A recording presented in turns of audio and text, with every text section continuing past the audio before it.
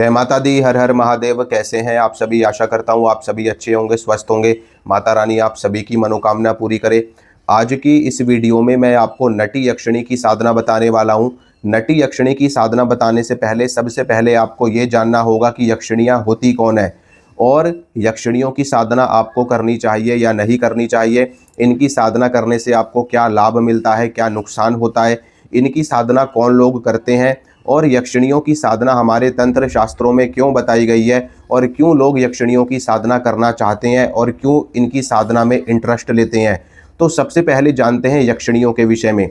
देखिए, इस ब्रह्मांड में 84 लाख योनियां हैं, जिसमें देवता भी आते हैं, दानव हैं, राक्षस हैं, भूत हैं, प्रेत हैं, पिशाच हैं, यक्ष हैं, किन्नर हैं, नाग हैं, भील हैं, मनुष्य हैं, जीव जंतु हैं, पक्षी हैं। अनेक प्रकार की योनियों में से एक योनि यक्ष योनि मानी जाती है। यक्षिणियाँ यक्ष योनि से संबंध रखती हैं, यानी कि जो यक्ष और यक्षिणियों के राजा कहे जाते हैं वो कुबेर देवता माने जाते हैं। अब कुबेर देवता की पूजा सभी लोग करते हैं, बड़े बड़े बिजनेसमैन करते हैं। हर व्यक्ति चाहता है कि उसके पास में धन होना चाहिए, तो धन को देने का जो काम है वो कुबेर देवता करते हैं। भगवान कुबेर कोषाध्यक्ष हैं धन के, यानी कि धन के मालिक हैं, धन के संरक्षक हैं। धन प्रदान करने का कार्य कुबेर देवता का है। कुबेर यानी कि जो यक्षराज हैं, यानी कि यक्षराज इनको कहा जाता है। इसके अलावा कुबेर देवता की पूजा पाठ साधना सभी लोग करते हैं। तो जब कुबेर देवता की साधना पूजा पाठ आप लोग कर सकते हैं तो यक्षिणियों की साधना करने में भी कोई हर्ज नहीं है, कोई नुकसान नहीं है। बस आपको सही गुरु का मार्गदर्शन मिलना चाहिए, सही गुरु से ज्ञान मिलना चाहिए, जिसके दम पर, जिसकी साधना करके आप अपने जीवन में फ़ायदा ही फ़ायदा उठा सकते हैं। यक्षिणियों के बारे में शास्त्रों में जिक्र मिलता है कि ये बहुत जल्दी सिद्ध हो जाती है और अपने साधक की हर मनोकामना पूरी करने में सक्षम ये होती है। यक्षिणियों का वास वैसे तो वनस्पतियों में, वृक्षों में, पेड़ पौधों में, नदी के किनारे, पर्वतों में, गुफाओं में, कंदराओं में, एकांत स्थान पर, देवालय में, शिवालय में, ऐसे स्थानों पर यक्षिणियों का वास माना जाता है, क्योंकि यक्षिणियों की उत्पत्ति माता पार्वती से मानी जाती है। जब माता पार्वती भगवान शिव की तपस्या करने के लिए तपस्या कर रही थी, भगवान शिव को पाने के लिए तपस्या कर रही थी, और जब लगातार तपस्या करते करते भी भगवान शिव अपने नेत्र नहीं खोल रहे थे, वो गहरी समाधि में लीन थे, तो उनको समाधि से जगाने के लिए देवताओं ने एक षड्यंत्र रचा, या ये कह सकते हैं एक उपाय रचा, कि जिससे भगवान शिव अपनी गहरी समाधि से जाग जाएं और माता पार्वती को स्वीकार कर लें। क्योंकि उस समय पर ब्रह्मांड को, इस संसार को भगवान शिव और माता पार्वती के संतान की आवश्यकता थी, कार्तिकेय जी की। तो इसलिए ये सारी लीला रची गई। तो इस लीला के तहत ही देवताओं ने काम देवता को वहाँ पर भेजा जहाँ पर भगवान शिव समाधिस्थ थे और जहाँ पर माता पार्वती उनके सामने ही बैठ कर के तपस्या में लीन थी। तो काम देवता ने एक बाण भगवान शिव को मारा, एक बाण माता पार्वती को मारा, जिससे माता पार्वती के अंदर भगवान शिव को पाने की इच्छा और भी ज़्यादा जागृत हो गई। जब वो इच्छा अपनी चरम पर पहुंच गई तो माता पार्वती को उस ऊर्जा के प्रभाव से पसीना आना शुरू हो गया और उसी पसीने के प्रभाव से यक्षिणियों का प्राकट्य हुआ, यक्षिणियों की उत्पत्ति हुई। इसके अलावा जो यक्षिणियाँ हैं वो अलकापुरी में निवास करती हैं, जो कि कुबेर का लोक माना जाता है, और यह लोक कैलाश पर्वत के पास में उत्तर दिशा में माना जाता है। इसीलिए इनकी साधना उत्तर दिशा की ओर मुख करके करी जाती, जिससे साधक को जल्दी सफलता मिलती है, जल्दी सिद्धि मिलती है। यक्षिणियाँ बहुत ही चमत्कारिक होती हैं, जादुई शक्तियों को धारण करने वाली होती है और बहुत ही आसानी से, बहुत ही जल्दी सिद्ध हो जाती है। देवी देवताओं की साधना करने में आपको महीनों का समय लगता है, वर्षों का समय लगता है, लेकिन इनकी साधना 11 दिन में, 21 दिन में, 41 दिन में, या फिर बहुत ही कम समय में इनकी साधना सफल हो जाती है और ये आसानी से सिद्ध हो जाती है। अब बात करते हैं कि क्या यक्षिणियों की साधना आपको करनी चाहिए या नहीं करनी चाहिए। देखिए, कुबेर देवता की पूजा सभी लोग करते हैं दीपावली के समय पे। माता लक्ष्मी की, कुबेर जी की और भगवान गणेश की, तीन शक्तियों की पूजा होती है बहुत ही अच्छे तरीके से। तो जब आप कुबेर देवता की पूजा कर सकते हैं, कुबेर देवता की साधना कर सकते हैं, जो कि धन के रक्षक माने जाते हैं, कोषाध्यक्ष माने जाते हैं धन के, और धन को देने का काम यक्षों का, यक्षिणियों का ही माना जाता है, तो आप यक्षिणी साधना भी बहुत ही आसानी से कर सकते हैं। इनकी साधना में कोई भी डर नहीं है, कोई भी खतरा नहीं है, किसी भी तरह का कोई भी नुकसान नहीं है। यक्षिणियों की साधना जो होती है वो कई रूपों में की जाती है, माता के रूप में, बहन के रूप में, पत्नी के रूप में या प्रेमिका के रूप में। इनमें से किसी भी रूप में आप इनकी साधना कर सकते हैं। जिस भी रूप से आप इनको स्वीकार करते हैं उस रूप में ये आपके जीवन में आती हैं और आपका कल्याण करती हैं, आपकी मनोकामना पूरी करती हैं।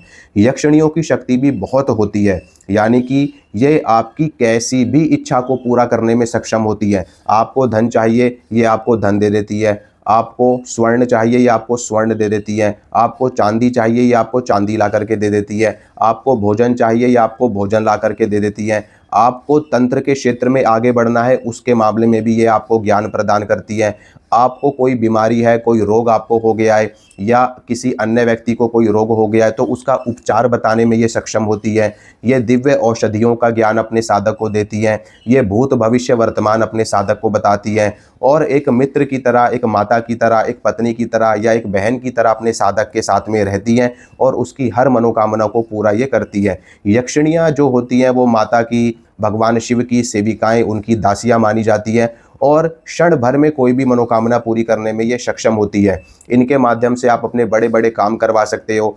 आपके ऊपर शत्रुओं की दिक्कत है, आप शत्रुओं का नाश करवा सकते हो। इनकी साधना करके आपको धन की प्राप्ति हो जाती है, आपका कारोबार चलने लगता है, आपको नौकरी मिलने लगती है। हर तरह का कार्य ये अपने साधक का सिद्ध करवा देती है। वैसे तो अगर आपको यक्षिणी सिद्ध हो गई, पूर्ण रूप से, प्रत्यक्ष रूप से सिद्ध हो गई, तो मैं आपको कहता हूं कि आपको कोई भी चीज़ करने की आवश्यकता पड़ेगी ही नहीं। आपके सारे काम यक्षिणियाँ खुद ही सिद्ध कर देंगी। ना तो आपको धन की आवश्यकता पड़ेगी, ये खुद ही आपको सब कुछ देने लगेंगी, तो आपको ज़रूरत ही क्या है फिर कोई भी चीज़ करने की। ठीक है। यक्षिणियों की साधना सावधानी पूर्वक करी जाती है, क्योंकि अगर इनकी साधना में गलती होती है तो आपकी साधना खंडित हो जाती है और फिर ये इनकी साधना में, इनकी सिद्धि में रुकावट पैदा होती है। हालांकि अगर आप इनकी साधना में कोई गलती कर भी देते हैं तो ऐसा नहीं है कि ये आपको नुकसान पहुंचाती हैं, आपको मारती हैं, पीटती हैं या आपको जान से मार देती हैं। ऐसा कुछ भी नहीं होता। ये सिर्फ और सिर्फ डराने वाली बातें हैं, बहकाने वाली बातें हैं। यक्षिणियाँ बहुत ही सौम्य होती हैं, बहुत ही शांत होती हैं, बहुत ही दयालु होती हैं और अपने साधक के लिए कुछ भी करने में सक्षम होती है। जिस रूप से आप इनका आवाहन करते हैं, जिस रूप से आप इनको बुलाते हैं, उस रूप में ये अपने साधक का कल्याण करती हैं। इसी क्रम में बात हम कर रहे थे नटी यक्षिणी की। नटी यक्षिणी अष्ट यक्षिणियों में मानी जाती है। वैसे यक्षिणियों की संख्या बहुत है, इनकी संख्या इतनी है कि कोई गिनती भी नहीं है। 108 कह लो, 1008 कह लो या अनंत कह लो, ठीक है। लेकिन कुछ ही यक्षिणियों की साधना देखने को मिलती है जिनमें अष्ट यक्षिणियाँ मुख्य रूप से हैं, जिसमें सुर सुंदरी है, मनोहारिणी है, अनुरागिनी है, कनकावती है, रति प्रिया है, पद्मिनी है, नटी है। ठीक है। तो आज मैं आपको नटी यक्षिणी की साधना बताने वाला हूँ। सबसे पहले मैं आपको ये बता दूं कि नटी यक्षिणी की विशेषताएं क्या हैं। देखो, नटी यक्षिणी के बारे में कहा जाता है कि ये संगीत में, कला में, नृत्य में और वाक सिद्धि देने में माहिर होती है। ये अपने साधक को कुछ ऐसी गुटिकाएं, कुछ ऐसे द्रव्य देती हैं जिसके दम पर साधक बलवान हो जाता है। साधक को कवित्व की शक्ति प्राप्त होती है, साधक गायन में, नृत्य में और कला में निपुण हो जाता है। यानी कि ये बहुत ही तिलिस्मी यक्षिणी मानी जाती है। तिलिस्मी का मतलब ये है कि बहुत ही चंचल यक्षिणी, चंचला इसका स्वभाव है। यानी कि ये हर तरह की चीज़ अपने साधक को प्रदान करने में सक्षम होती है। ये रूपवती होती है, बहुत ही सुंदर होती है। आप ये मान करके चलो कि इस धरती पर आप जो भी स्त्रियां देखते हैं, जो भी महिलाएं देखते हैं, उनसे हजारों गुना ज़्यादा सुंदर यक्षिणी होती है। वो दिखने में आपको भले से एक स्त्री के समान दिखेगी, लेकिन उसके वस्त्र, उसके आभूषण, उसके अलंकार और उस यक्षिणियों का जो देह, यानी कि वो कमल के समान होता है, चंदन के समान होता है। ऐसी स्त्री आपने अपने जीवन में कभी नहीं देखी होगी अगर आप एक बार यक्षिणी का दर्शन कर लोगे, यक्षिणी को देख लोगे। इसी प्रकार से अप्सराएं भी होती हैं, इसी प्रकार से योगिनियाँ भी होती हैं, क्योंकि इनके अंदर योग बल होता है, इनके अंदर दैवीय ऊर्जा होती है। ठीक है। इनको भगवान से ही वरदान प्राप्त है, भगवान से ही आशीर्वाद प्राप्त है, तो इसलिए ये इतनी दिव्य, इतनी तेज युक्त होती है। तो जो नटी यक्षिणी है, अगर ये आपको सिद्ध हो जाती है, चाहे आप किसी भी रूप में इनको सिद्ध करते हैं, तो ये आपको धन भी प्रदान करती हैं, स्वर्ण ला करके देती है और धन प्रदान करती हैं, आपके काम धंधे में आपको उन्नति तरक्की देती है, आपके जीवन को सुखमय बना देती है। यहाँ तक कि ये आपको रासायनिक द्रव्य पिलाती है, ऐसा द्रव्य आपको पिलाती है जिससे आपका शरीर बलवान हो जाता है, पुष्ट हो जाता है, आपके शरीर में कई लोगों के बराबर बल आना शुरू हो जाता है। ऐसा द्रव्य ये अपने साधक को पिलाती है। ठीक है। और यक्षिणियों के बारे में एक चीज़ और कही जाती है कि जिसने यक्षिणी को सिद्ध कर लिया, उसको जीवन में फिर किसी सिद्धि की आवश्यकता नहीं है। यानी कि केवल और केवल यक्षिणी सिद्धि के दम पर वो व्यक्ति इस धरती का राजा होता है, यानी कि कुछ भी करने में सक्षम वो होता है, क्योंकि ये अपने साधक के लिए कुछ भी करने में पीछे नहीं हटती है। ये अगर इनके साधक पर कोई भी आँच आती है, किसी भी तरह की कोई शत्रु परेशान करता है या कोई भी तंत्र मंत्र करता है, जादू टोना करता है, तो अपने साधक की रक्षा करने के लिए ये प्रतिबद्ध होती है और उस व्यक्ति का सर्वनाश करने में सक्षम होती है जो इनके साधक को नुकसान पहुंचाने की कोशिश करता है या चेष्टा करता है। तो नटी यक्षिणी की साधना आप कर सकते हैं। बहुत ही आसान इनकी साधना होती है, लेकिन इनकी साधना बिना गुरु के बिल्कुल नहीं करनी चाहिए। गुरु से दीक्षा लें, गुरु से ज्ञान लें, उसके बाद ही इनकी साधना पर बैठें।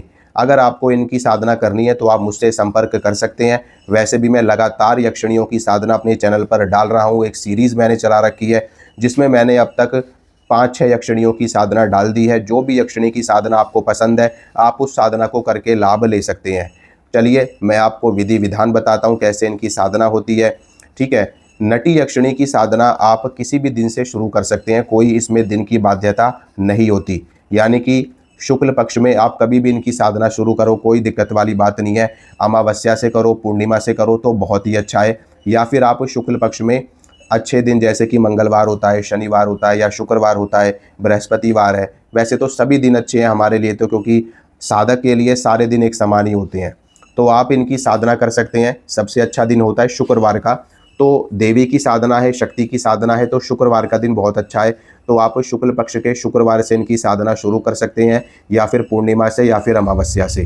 क्योंकि देखो अमावस्या पूर्णिमा हर महीने आती है, शुक्रवार भी आता रहता है, हर हफ्ते शुक्रवार आता है, शुक्ल पक्ष भी आता रहता है, तो इसलिए ये दिन अच्छे हैं। इसके अलावा होली है, दीपावली है, महाशिवरात्रि है, जन्माष्टमी है, नवरात्र का समय है। ठीक है, गुरु पुष्य योग है, रवि पुष्य योग है, हनुमान जयंती है, भैरवाष्टमी है, योगिनी एकादशी है, अनेकों ऐसे और भी शुभ समय हैं, शुभ तिथियां हैं जिनसे भी आप यक्षिणी की साधना शुरू कर सकते हो। नटी यक्षिणी की साधना जो होती है वो रात्रि काल में होती है। रात को 9 बजे के बाद में इनकी साधना पे बैठा जाता है। 9 या 10 बजे के बाद ही बैठे इनकी साधना पे। सबसे पहले बढ़िया स्नान करें, शुद्ध जल से स्नान करें। अगर उस जल में आप थोड़ा गंगा जल डाल लें और थोड़ा सा इत्र यानी कि गुलाब का इत्र डाल करके या चंदन का इत्र डाल करके स्नान करें तो बहुत ही अच्छा है। स्नान करने के बाद में शुद्ध वस्त्र धारण करें। वस्त्र आप कोई भी पहन सकते हैं, कोई दिक्कत वाली बात नहीं है। ठीक है, वस्त्र पहने और बढ़िया इत्र लगाएं, बढ़िया खुशबू वाला परफ्यूम लगाएं। उसके बाद में एक लकड़ी की चौकी बिछाएं, उसके ऊपर आप लाल रंग का या पीले रंग का कपड़ा बिछाएं। कपड़ा नया होना चाहिए, पुराना कपड़ा नहीं होना चाहिए। उसके ऊपर आप नटी यक्षिणी का फ़ोटो स्थापित करें। अगर फ़ोटो नहीं है तो यंत्र भी आप रख सकते हैं। फ़ोटो आप किसी भी फ़ोटो स्टूडियो वाले से बनवा सकते हैं, या फिर आप इंटरनेट से निकलवा सकते हैं, या किसी भी स्टूडियो वाले को बोल दोगे तो वो आपको फ़ोटो बना करके दे देंगे। बाद में आप उसको फ्रेम करवा सकते हैं। ठीक है, तो फिर आपको क्या करना है कि फ़ोटो स्थापित कर देनी है, यंत्र स्थापित कर देना है। अगर यंत्र नहीं है तो फ़ोटो से साधना हो जाएगी, और अगर फ़ोटो भी नहीं है, यंत्र भी नहीं है, तब भी साधना हो जाएगी। ऐसा कुछ भी नहीं है कि फ़ोटो और यंत्र के बिना साधना नहीं होती। जो लोग जंगलों में जा करके तपस्या कर रहे हैं, ठीक है, गुफाओं में जा करके तपस्या कर रहे हैं, वो फ़ोटो और यंत्र लेके थोड़ी ना घूमते अपने साथ में। वो तो सिर्फ मंत्र के बल पर, अपने योग बल पर, अपनी तपस्या के बल पर, अपने दृढ़ संकल्प के बल पर ही शक्तियों को सिद्ध कर लेते हैं, साध लेते हैं। ठीक है, तो बढ़िया फ़ोटो लगाइए। उसके बाद में यक्षिणी का पूजन आपको करना है। इस पूजन कैसे करना है? आपको गुलाब की या चंदन की अगरबत्ती जलानी है, धूप बत्ती जलानी है, बढ़िया देसी घी का दीपक आपको जलाना है। गुलाब के फूलों की माला यक्षिणी को अर्पित करिए। गुलाब का इत्र या चंदन का इत्र बढ़िया अर्पित करिए। ठीक है, यक्षिणी के भोग के लिए दूध से बनी हुई बढ़िया खोए की मिठाई आप उनको भोग में अर्पित करिए। 2 पीस या 5 पीस जो भी आप अर्पित कर सकते हैं। ठीक है, अगर मिठाई आप नहीं अर्पित कर सकते तो आप बतासे का या मिश्री का भोग भी लगा सकते हैं। कुछ भी मीठा या खीर का भोग, बढ़िया केसर युक्त खीर बनाइए और उसका भोग लगाइए। ठीक है, और एक जल का पात्र रखिए यक्षिणी देवी के लिए। उस जल में थोड़ा सा चंदन, थोड़ा सा गंगा जल मिलाइए। ठीक है, ये करने के बाद में आपको क्या करना है? यक्षिणी का पूजन करने से पहले आपको गणेश पूजन करना है। भगवान गणेश की स्तुति करनी है, गणेश पूजन करना है, अपने गुरु का पूजन करना है अगर आपके गुरु हैं। अगर गुरु नहीं है तो आप भगवान शिव को ही गुरु मान करके ये साधना कर सकते हैं। ठीक है, लेकिन प्रत्यक्ष गुरु से इस साधना की दीक्षा आपको लेनी होती है। बिना दीक्षा के साधना करोगे तो आपके साथ में धोखा हो सकता है, छल हो सकता है, आपको नुकसान भी हो सकता है। बिना गुरु के कोई भी साधना सिद्धि नहीं करनी चाहिए, क्योंकि ये सूक्ष्म जगत है। कौन सी शक्ति आपके पास में आ जाए, आपको क्या नुकसान पहुंचा दे, क्या दिक्कत आपके साथ में हो जाए, ठीक है, तो कुछ कहा नहीं जा सकता। सूक्ष्म जगत है, किसी पे कोई प्रतिबंध नहीं है, ठीक है। तो पूजन करने के बाद में गणेश पूजन करें, गुरु पूजन करें, उसके बाद में भगवान शिव का पूजन करें, माता का पूजन करें, ठीक है, कुबेर देवता का पूजन करें। शॉर्ट शॉर्ट पूजा आपको करनी है, कोई लेंथी पूजा नहीं करनी है, ठीक है। या फिर आप इनको प्रणाम कर लें, इनसे अनुमति ले लें, ठीक है, या फिर आप इनके मंत्र की एक एक माला निकालना चाहें तो निकाल सकते हैं, ठीक है। ये साधना आपको एकांत एकांत कक्ष में करनी है, अपने रूम में आप कर सकते हो या एकांत स्थान में कर सकते हो, या फिर अगर आप अपने घर के मंदिर में भी आप इनकी साधना कर रहे हैं तो मंदिर से हट के ही इनकी साधना करनी है। बिल्कुल मंदिर में बैठ के साधना नहीं करनी, थोड़ा सा गैप होना चाहिए, स्पेस होना चाहिए, ठीक है। सारी चीज़ें जब आप कर लोगे तो उसके बाद में स्फटिक की माला से या फिर रुद्राक्ष की माला से, स्फटिक की माला सबसे बेस्ट है इनकी साधना के लिए, उसके बाद में रुद्राक्ष की माला से आप इनका जप कर सकते हैं। मंत्र मैं आपको बता रहा हूँ, मंत्र सुनिए। मंत्र इस प्रकार है। मंत्र बताने से पहले मैं आपको ये बता देता हूँ कि इनकी जो साधना है, ठीक है, वो 11 दिन की, 21 दिन की और 41 दिन की होती है। लेकिन मैं आपको सलाह दूंगा आप 21 दिन की या 41 दिन की साधना करो, क्योंकि देखो इतनी जल्दी सफलता नहीं मिलती। अगर आप पहले से ही सिद्ध हैं, पहले से ही आप एक अच्छे साधक हैं, तो भले से आप 11 दिन की साधना कर लो। लेकिन अगर आप पहली बार साधना कर रहे हैं तो कम से कम 21 दिन की साधना करो या 41 दिन की साधना करो। इनकी साधना में मंत्र जाप कितना किया जाता है? देखो, वैसे तो 21 माला का जाप किया जाता है, लेकिन अगर आप 21 माला से ज़्यादा जाप करेंगे तो अच्छा रहेगा। कम से कम 51 माला का जाप जरूर करें, चाहे आप 11 दिन की कर रहे हो, चाहे आप 21 दिन की कर रहे हो, चाहे आप 41 दिन की कर रहे हो। 51 माला का जाप पर डे करें। रात को ही साधना करनी है, सुबह को या दिन में इनकी साधना नहीं की जाती, रात में ही की जाती है, केवल रात में, ठीक है। चाहे आप रात में ही आप चाहे 100 माला कर लो, चाहे 50 कर लो, चाहे 20 कर लो, चाहे 10 कर लो, वो आपकी इच्छा है, ठीक है। तो साधना करो। साधना करते करते के साथ ही आपको अनेक प्रकार के दिव्य अनुभव होने शुरू हो जाते हैं।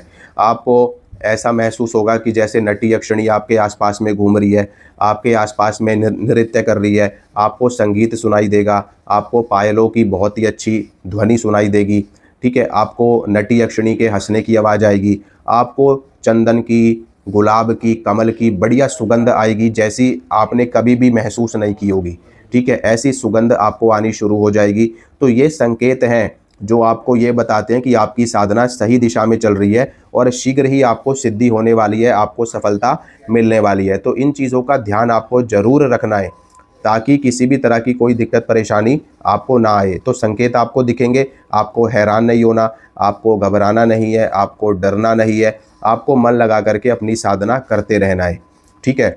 साधना करते रहना है आपको। धीरे धीरे करके आपकी साधना मजबूत होती जाएगी, साधना आपकी सिद्ध होती चली जाएगी और एक समय ऐसा आएगा जब यक्षिणी आपके सामने प्रकट होगी, प्रत्यक्ष होगी। जब वो आपके सामने प्रकट हो, प्रत्यक्ष हो, तो आपको डरना नहीं है, घबराना नहीं है, अपना आसन नहीं छोड़ देना कि कहीं आप भगने लगो आसन छोड़ के ही अपना।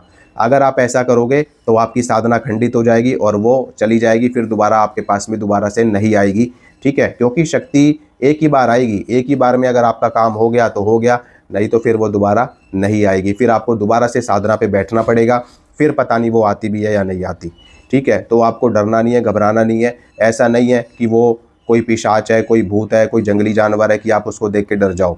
उसका स्वरूप ऐसा होगा कि जिसको देखने के बाद में आपका खुद ही मन करेगा कि मैं उससे बात करूं, खुद ही आपका मन करेगा कि मैं इनसे वचन ले लूं, खुद ही आपका मन करेगा कि मैं इनको जीवन भर अपने साथ में रखूं। इतना सौंदर्य उनका होता है, इतना दिव्य उनका स्वरूप होता है, जिसके बाद में आप बहुत ही आसानी से उनसे वचन ले लोगे, बात भी कर लोगे और वो भी आपको बहुत ही आसानी से सिद्ध हो जाएगी, ठीक है। तो वो आपसे खुद पूछेगी कि आपने मुझे क्यों बुलाया, आपकी क्या मनोकामना है, क्या आपकी इच्छा है। तो आपको डरना नहीं है, घबराना नहीं है, बेझिझक होकर के आपको अपनी इच्छा बोल देना है, ठीक है। अगर आप उसको आजीवन अपने साथ में रखना चाहते हैं तो वो भी आपको कह देना है, वो आपको वचन दे देगी और आपसे पूछेगी कि आप मुझे किस रूप में धारण करना चाहते हैं। आप जिस रूप में उसको रखना चाहें आप रख सकते हैं। अगर आप पत्नी के रूप में उसको रखते हैं तो वो आपके साथ में संबंध भी बनाएगी, एक पत्नी की तरह आपके साथ में रहेगी, पत्नी जैसा सारा व्यवहार करेगी। अगर माता के रूप में रखेंगे तो माता की तरह रहेगी, बहन के रूप में रखेंगे तो बहन की तरह रहेगी, ठीक है। जिस रूप में आप उसको रखेंगे, जिस रूप में आप उसका आवाहन करेंगे, उस रूप में देवी आपके साथ में रहेगी। ठीक है। तो वचन हो जाएंगे, वो आपको सिद्ध हो जाएगी। उसके बाद आप जो भी उसको बोलेंगे वो कार्य करेगी। ठीक है। अब मैं आपको मंत्र बताता हूँ। मंत्र सुनिए। मंत्र इस प्रकार है। ओम ह्रीम आगच्छ आगच्छ नटी स्वाहा। ओम ह्रीम आगच्छ आगच्छ नटी स्वाहा। ओम ह्रीम आगच्छ आगच्छ नटी स्वाहा। ये मैंने मंत्र बोला है। इस मंत्र को मैं स्क्रीन पे भी लिख दूंगा। इस मंत्र से आपको इनकी साधना करनी है। अगर मान लो आप साधना कर रहे हो, अगर वो आपके सामने प्रत्यक्ष नहीं भी होती है, तो आपको हार नहीं माननी है। आपको अपना धैर्य नहीं खोना है। आपको लगातार साधना करते रहना है। एक ना एक दिन ज़रूर उसकी सिद्धि आपको हो जाएगी। और जिस दिन उसकी सिद्धि आपको हो गई, उस दिन आपका जीवन बदल जाएगा, आपका कायाकल्प हो जाएगा। आप एक सामान्य पुरुष से सिद्ध पुरुष कहलाने लगेंगे। ठीक है। तो मेहनत तो करनी पड़ती है, आसानी से तो कुछ भी नहीं मिलता। 1 साल आप जब परीक्षा की तैयारी करते हो, तब जा कर के आपको परीक्षा में रिजल्ट मिलता है। तो ये तो सिद्धि साधना है, समय तो लगता है। ठीक है। तो आप मंत्र का जाप करें, आपको शक्ति सिद्ध हो जाएगी। अगर आप ये साधना करना चाहते हैं तो आप मुझसे भी संपर्क कर सकते हैं। मैं आपको बहुत ही आसानी से और जल्दी इनकी सिद्धि करवा दूंगा। माँ भगवती आप सभी की, इसमें नियम क्या रहेंगे वो मैं आपको बता देता हूँ। देखो, नियम सभी साधनाओं के लगभग सेम होते हैं। जैसे कि ब्रह्मचर्य का पालन अनिवार्य होता है, ज़मीन पे सोना अनिवार्य होता है, सात्विक भोजन अनिवार्य होता है, यानी कि बगैर प्याज लहसुन का सात्विक भोजन आपको ग्रहण करना है। ठीक है। और पान का सेवन भी आपको नहीं करना है। सबका सम्मान करना है। लड़ाई झगड़ा कलह कलेश आपको नहीं करना है, चाहे वो आपके परिवार वाले हों या चाहे बाहर वाले हों। और सबसे ज़रूरी बात, जब तक आप इनकी साधना करेंगे तो एक चीज़ से आप बचें कि किसी दूसरे के घर का पानी ना पिएं, किसी दूसरे के घर का भोजन ना करें, अगर आप ये चाहते हैं कि आपको जल्दी यक्षिणी देवी की सिद्धि हो जाए तो। ठीक है। क्योंकि कहाँ पर शुद्धता है, अशुद्धता है, कोई कैसे दे रहा है, कोई कैसे दे रहा है, इससे आपकी सिद्धि खंडित हो सकती है। इसीलिए जो साधु संत महात्मा होते हैं, वो जल्दी से किसी के घर का खाते नहीं हैं, जल्दी से किसी के घर का पानी नहीं पीते हैं। वो इसीलिए नहीं पीते, इसके पीछे यही रहस्य है कि उनकी साधना का तपोबल ना क्षीण हो जाए, उनकी सिद्धि ना खतरे में पड़ जाए। ठीक है। और ये शक्तियों का आदेश भी होता है कि आप किसी के घर का कुछ खाएंगे पिएंगे नहीं। ठीक है। अपने घर का खाएं, शुद्ध रूप से खाएं, तो इससे आपकी सिद्धि बरकरार रहती है और आजीवन आप आगे बढ़ते रहते हैं। ठीक है। तो आप साधना करें, माँ भगवती आप सभी की मनोकामना पूरी करे। जय माता दी। हर हर महादेव। खुश